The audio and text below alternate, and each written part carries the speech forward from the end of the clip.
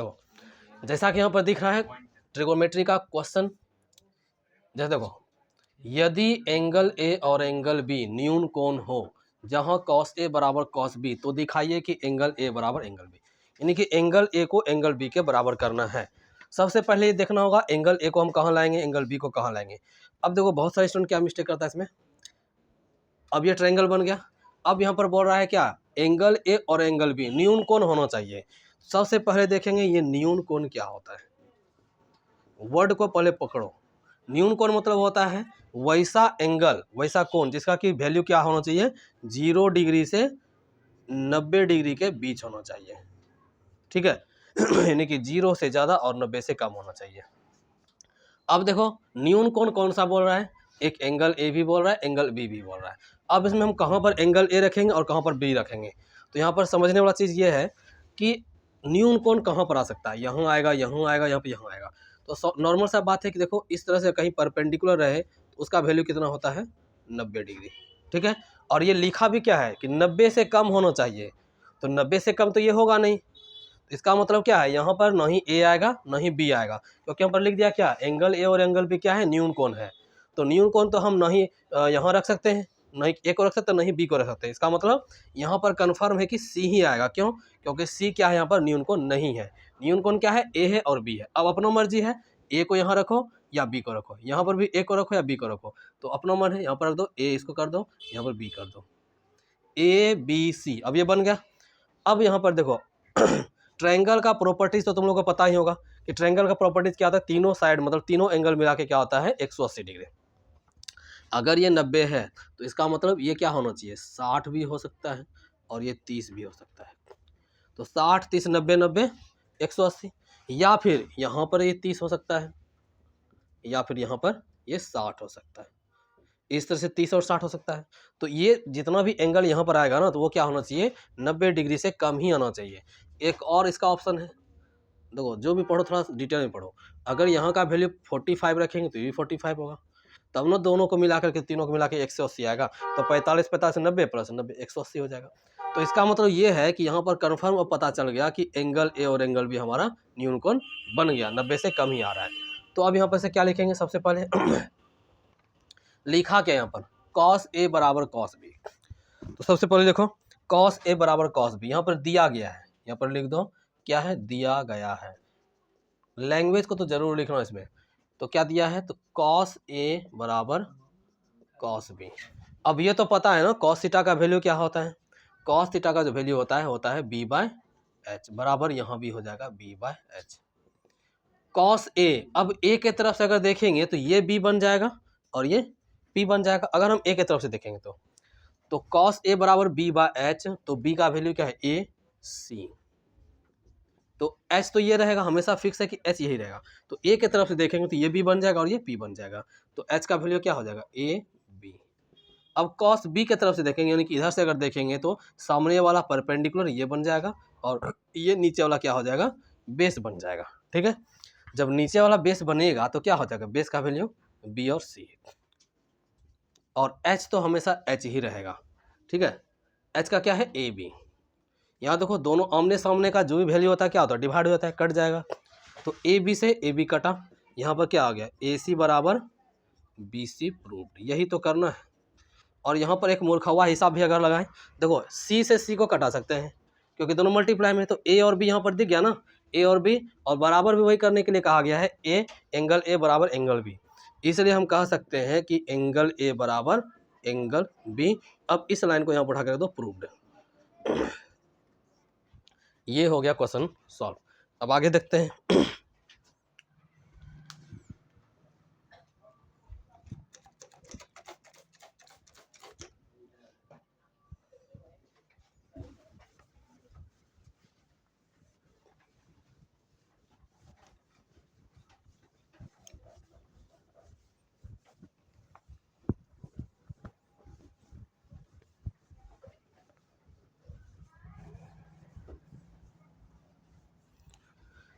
चलो अगला क्वेश्चन देखते हैं क्या है।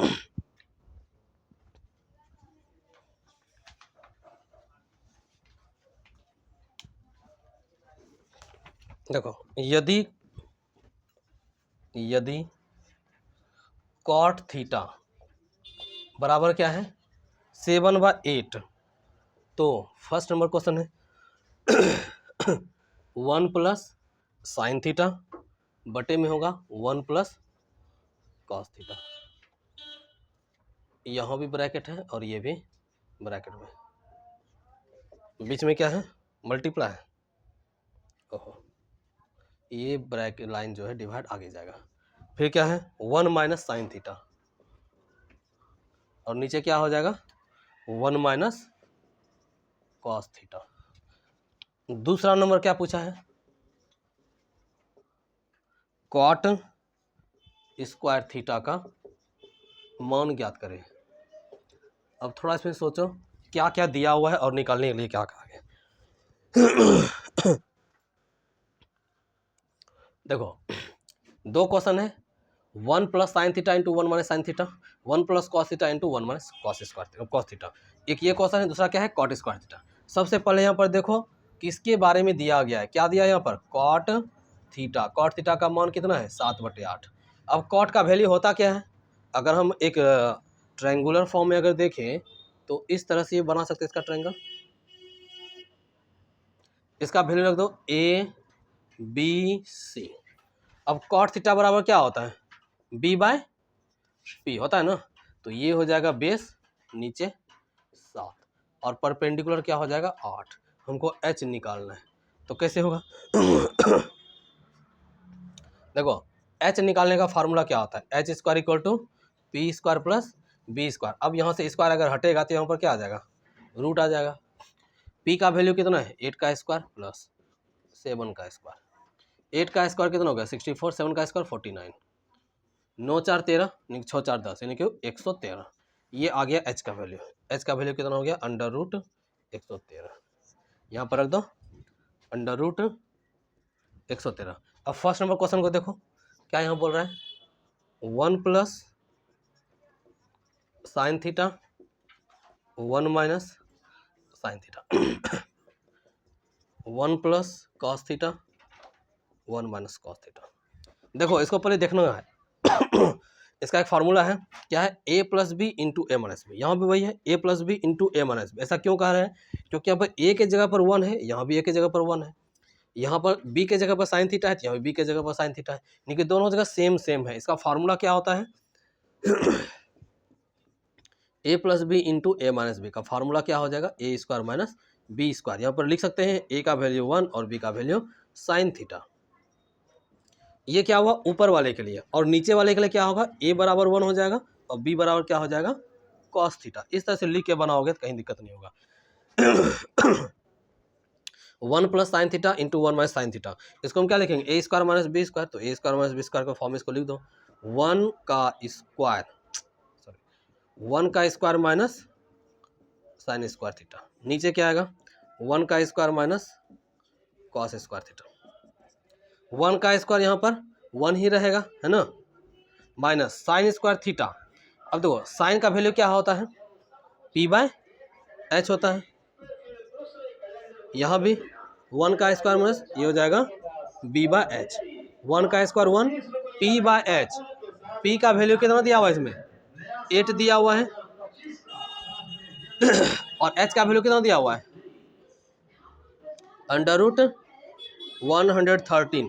अब इस पर स्क्वायर है ना, देखो इस पर भी क्या है स्क्वायर लगा दो यहाँ पर, इस पर अगर स्क्वायर है फिर नीचे क्या होगा 1 का स्क्वायर माइनस B/H। B का वैल्यू कितना है 7, H का वैल्यू कितना रूट में 113 का स्क्वायर।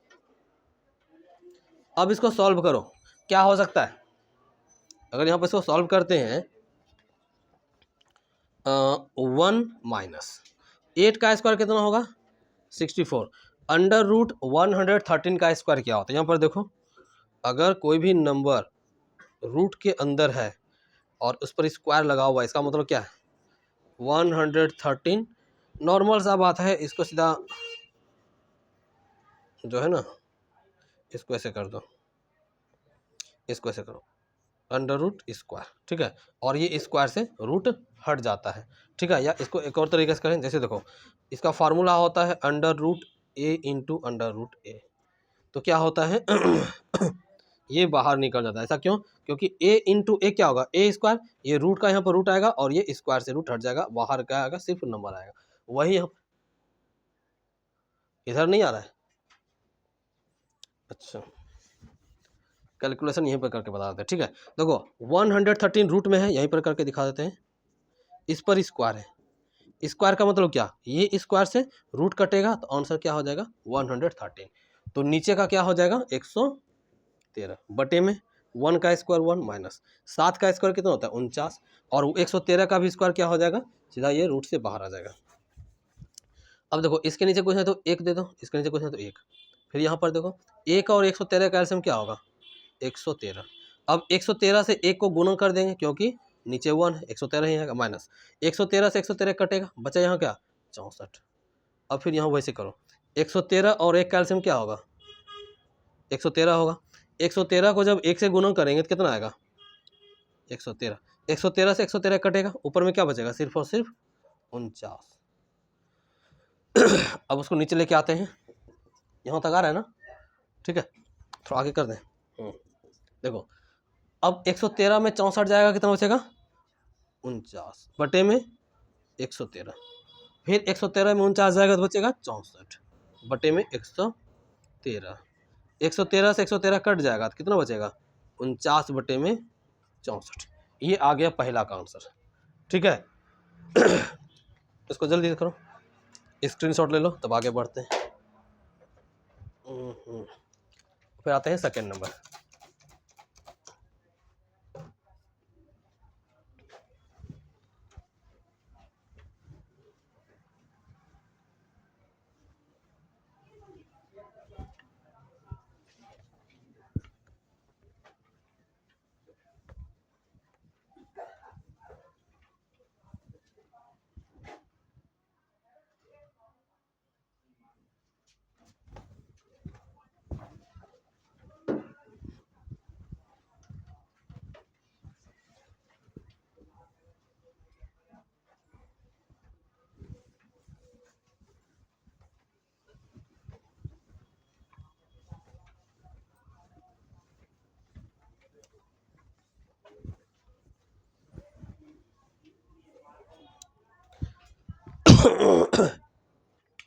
अब इसमें देखो सेकेंड नंबर क्वेश्चन क्या है, कॉट स्क्वायर थीटा।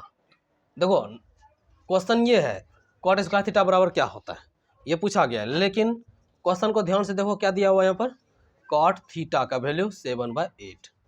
अब देखो यहाँ पर स्क्वायर है, इसका मतलब यहाँ भी स्क्वायर करेंगे, और इसका रूल्स है इक्वल टू के दोनों साइड जो भी इधर काम करेंगे वही काम इधर भी करेंगे, तो कॉट थीटा का इस पर भी स्क्वायर कर देंगे, तो कॉट स्क्वायर थीटा यहाँ पर आ गया बराबर 7 का स्क्वायर 49, 8 का स्क्वायर 64। ये सेकंड का आंसर आ गया, ठीक है। अब अगला क्वेश्चन, चलो इसको इरेज ही कर देते हैं, तो अगला क्वेश्चन होता है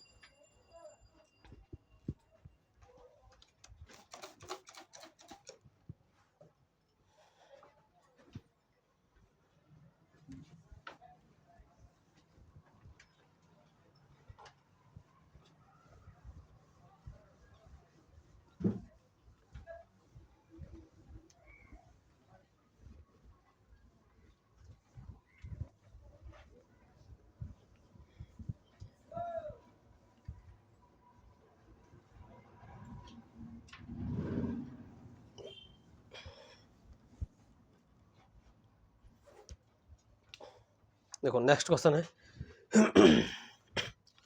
यदि 3 कॉट ए, यदि 3 कॉट ए बराबर 4 हो तो जांच कीजिए कि जांच कीजिए कि 1 माइनस टेन स्क्वायर ए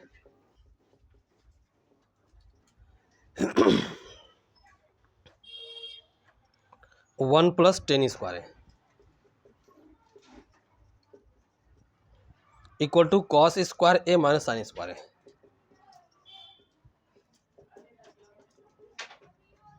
है या नहीं, ये पूछा गया है।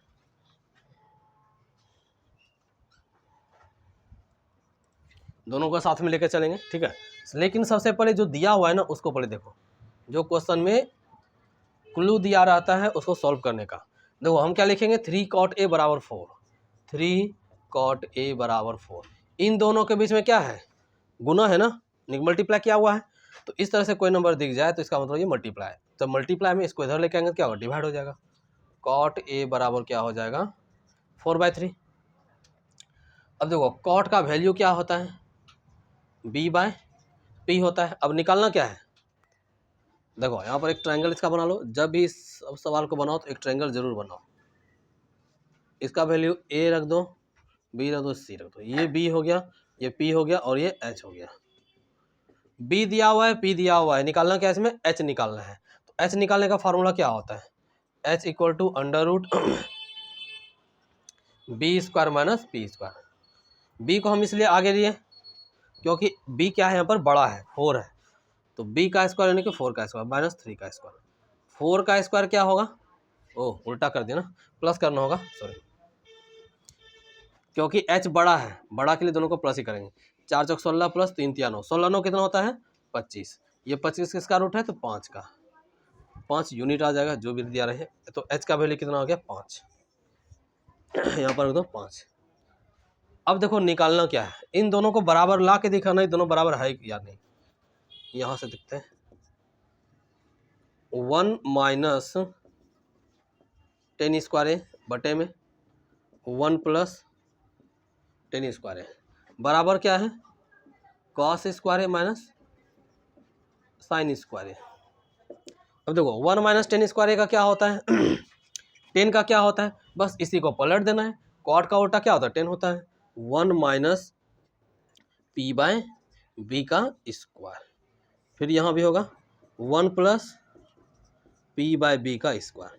अब कॉस का देखो, कॉस का क्या होता है, B/H का स्क्वायर माइनस साइन का क्या होता है, P/H का स्क्वायर।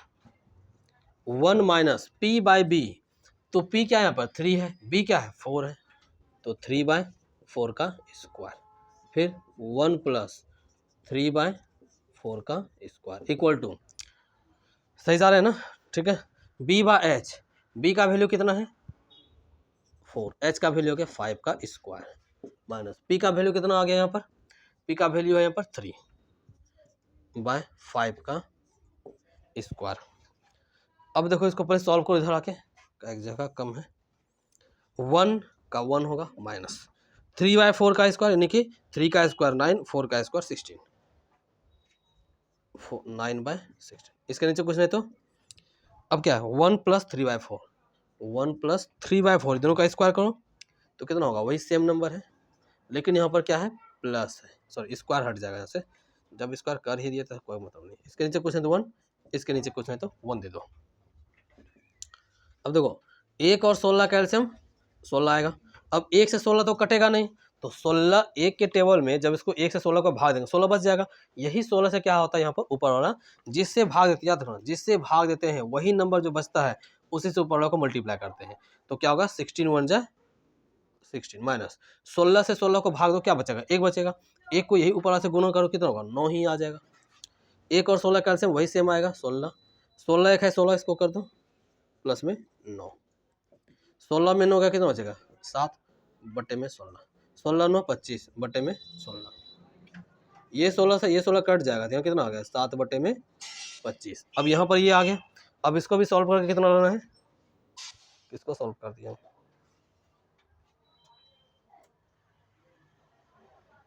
देखो जब इसको हम सॉल्व किए तो यहाँ पर कितना आ गया 16 7 बटे 25 आ गया, तो इसको वैसे ही करना होगा।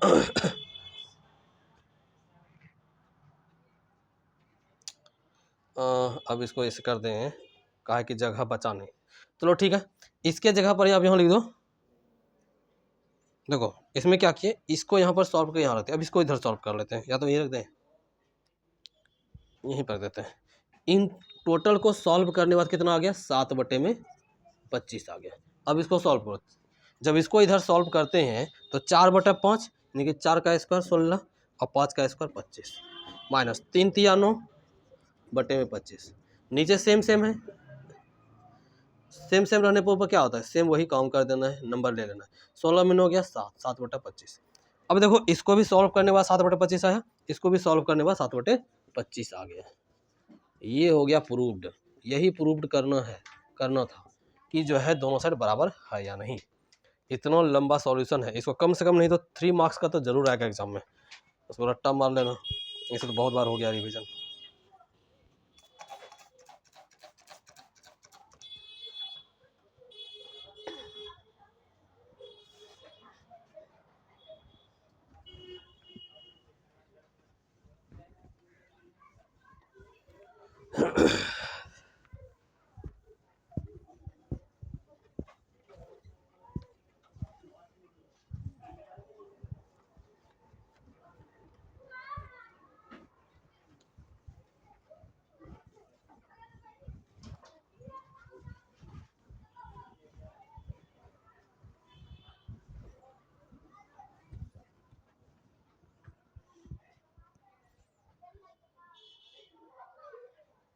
हम क्या बोल रहे थे कि इरेज करने का टाइम इसको स्टॉप कर सकते हो यहाँ बैठ के, बाद में कटिंग करोगे। ठीक ठीक है, चलो ठीक है, नहीं तो बार बार इसमें प्रॉब्लम हुआ।